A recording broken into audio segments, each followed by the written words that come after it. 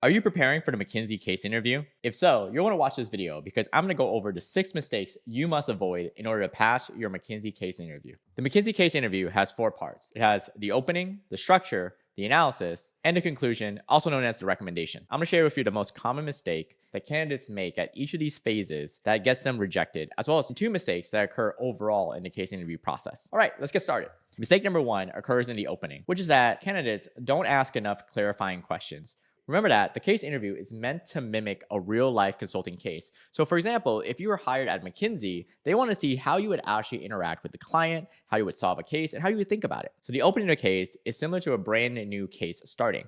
During this time, consultants are researching, they're asking questions because you're not expected to be an expert on day one. The client expects you to ask questions. For example, if you're a new hire onboarded to an existing McKinsey case, during the first few days to a few weeks, you're going to be researching to figure out what exactly does this client do and what's the problem they're trying to solve. The same thing happens in the case opening for a McKinsey case interview. You're expected to ask questions. I call this the dumb period because this is where you can ask questions in order to not be dumb and leave the opening feeling smart. For example, let's imagine that the interviewer gives you a case about reassurance. If you don't know what a reassurance company is or how they make money, this is a time to ask, because not asking and leaving the opening means that the interviewer thinks that you have all the information you need, and once the case starts, it's going to be hard for you to ask those questions. So again, going back to a real life case example, imagine, for example, you didn't know what reassurance was on a real life McKinsey case study. It's okay to ask on day one, but imagine 6 months into the case. So you ask the client, what exactly do you do? So mistake number 1 here, make sure to ask clarifying questions, especially on terms you don't understand, business models you don't understand, and to clarify that you have the right information. Mistake number 2 occurs in the structuring part of the case, which is that candidates often memorize frameworks that they learn from books. This is a mistake that a lot of people make, especially if you're new to casing or you don't know where to start. You'll buy a book that teaches you how to memorize case frameworks. For example, one of the most popular books, they have you memorizing 14 frameworks. And candidates, when they read the book, they think that, oh, I can just use these frameworks, go into the interview and pass. But let's think about it from a practicality point of view. So let's imagine that you buy this book. Let's say that you're really smart. You're a sharp reader. You can go through all the frameworks, all 14 frameworks, and you memorize them perfectly. Let's say you memorize them perfectly. You go into your interview, and then the interviewer gives you the prompt. Well, in the structuring part, you have roughly about 90 seconds to write out your structure. So let's imagine again, you memorized it perfectly, all 14 frameworks. And in your head, in 90 seconds, you have to go through, that's framework number 7. And you write down framework number 7, again, because you have perfect memory, you write it down second by second, and you're able to do it in 90 seconds because you're just really fast at going through it. Then you present your structure to the interviewer, and the interviewer looks at it like, wait, this is just copied from that book. What do you think the interviewer is going to do? They're going to reject you because they don't think that you can think like a consultant. As a consultant, you're being paid a lot of money by these clients to help them solve real problems. And if you're memorizing frameworks, the interviewer will have doubts if you can actually think on your own. So instead of trying to memorize frameworks from existing books, my recommendation is actually learn how to build your own frameworks from scratch. Like literally learn how to think like a consultant. The good news is I have a whole video series about this where you can learn how to think like a consultant. And I promise you, it's going to take you less time than memorizing 14 frameworks or whatever framework comes from whatever book. And then second is that you're going to have a lot more fun. And third, when you actually start the job, you're not going to get fired in a couple months because people realize, oh, wait, this person got a job because they memorized some framework or some figures from this book. They actually generally can do the job. So that's mistake number 2. Don't memorize frameworks. Actually learn how to build them on your own. There's a process for that. Watch those video series. I'll link that below. Mistake number 3 happens in the analysis. The good news about a McKinsey interview is that it's what's known as an interviewer-led, which means that the interviewer is going to give you a lot of information. So the mistake here is not using data effectively. Just because it's there doesn't mean you have to use it. So oftentimes McKinsey interviewers will give you a lot of data because they wanted you to see, does this person actually know what data to use, or are they going to do everything? Because when you're working as a management consultant, you're going to be given a lot of information, but oftentimes you're only looking for 1 or 2 things. So for example, let's say that your client is trying to cut down on cost and you're given an expense report. Are you going to go through line by line trying to find all the expenses, or are you going to narrow down on the big ones? For example, if the client's a billion-dollar company and you find $100 million in savings, that's probably worth noting. But if you're over here trying to analyze how many Snickers bars that the employees took from the store, it's probably not going to be worth it to you. And that's why the interviewer wants to test, are you using the right data?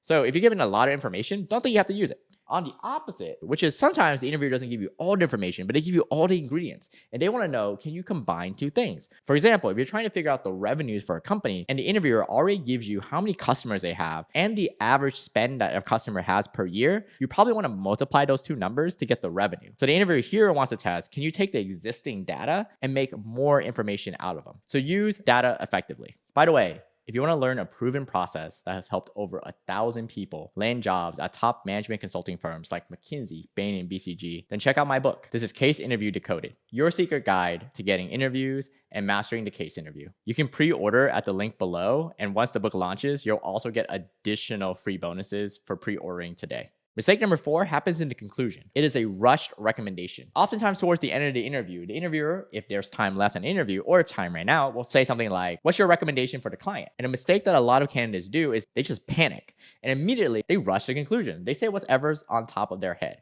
Remember that the recommendation is the last impression that the interviewer has about your case interview skills. So you want to take this time to slow down and figure out how to make a great impression. So what I want you to do is ask for a pause. Like literally just ask, could I have 30 seconds to write down my thoughts? And if the interviewer says yes, you just got time. If the interviewer says no, then well, at least you asked. Second mistake is that candidates, even if they're given the time, are scrambling through their notes, trying to find out what was the answer, what was the number, what was the insight. You can quickly fix this by just having an organized note-taking system where you know exactly where all the pages, all the information is, so you're not scrambling. The worst thing you can do is spend all your 30 seconds trying to find the answer to that last analysis you just did. The third mistake that candidates do is that they don't have a structure for how they present their recommendation. The recommendation will happen in almost all cases, so you want to have a structure. In fact, there's another video that I have that will walk you through exactly the type of recommendation you should be giving, as well as the structure and framework for you to think through it so that you don't have to reinvent the wheel every time. Literally, once you know this framework, you can just plug it every single time you have a McKinsey interview, and I promise you, you will leave an amazing impression on the interviewer. All right, I'll link to that video as well below. Now that I've covered the 4 mistakes that candidates make during the case interview, let's talk about 2 mistakes they make even before they step into the interview. Mistake number 5 is underpreparing. Many candidates underestimate how much time it takes to prepare for the McKinsey interview. While you don't have to spend hundreds of hours to prepare if you know what to do, you still have to spend time. For example, they might not even know that McKinsey has an interviewer-led format. They go in there and they're completely out of their element. You've worked this hard to get this interview, and you're only a few interviews away from getting your offer. So put in the time, put in the effort. And because I know that you like to prepare and get ahead of time, I'll link below in the description videos to particularly help you with the McKinsey case interview. I want to make sure that you walk into the interview feeling confident, because if you're not confident, you make mistake number 6, which is you walk in there and you're nervous. So one thing to keep in mind here is that interviewers, they hate rejecting people. In fact, think about if you were an interviewer and you had to interview 8 hours worth of candidates. Do you want to be the person who makes that phone call and says, you're rejected, you're all rejected? I didn't like doing that as an interviewer. No one likes doing that. In fact, we like the opposite, which is we want every person we interview to succeed. In fact, we're looking for reasons to pass them. But in order for me to feel confident about passing for you, you have to give me reasons to want to pass you. So do the preparation, do the legwork, walk in there, and realize that the interviewer wants you to succeed. But if you don't do the preparation work beforehand, then you're going to walk in there a mess. That's like an Olympic athlete going into their first Olympic Games and not knowing what the field, the pool, or the track looks like they're competing in.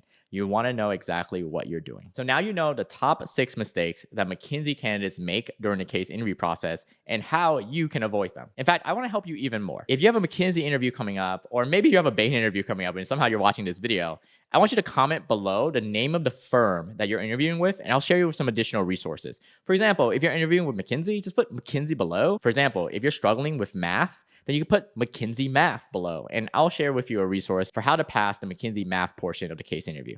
So have fun with it. I'm excited to read the comments, see everything you're working on. Some consulting interviews or applications. Are you thinking about if consulting is the right career path for you? Wherever you are in your journey, my new book, Case Interview Decoded, your secret guide to getting interviews and mastering the case interview, will have the answers for you. In the book, I share the secret process that my team and I have used to help over 1,000 people land their consulting offers at firms like McKinsey, Bain, and BCG. This proven method has a success rate of 89.6%. That means that 9 out of 10 people who use this method have landed at least one consulting offer. And in the book, I detail this method step by step so you can apply it to your own journey. To stay updated about the book's launch and free bonuses, you can go and pre-register at the link below. And if you use the link below to purchase the book, you'll also get free additional bonuses as well. I'm excited for you to learn this secret method and start your journey to becoming a management consultant.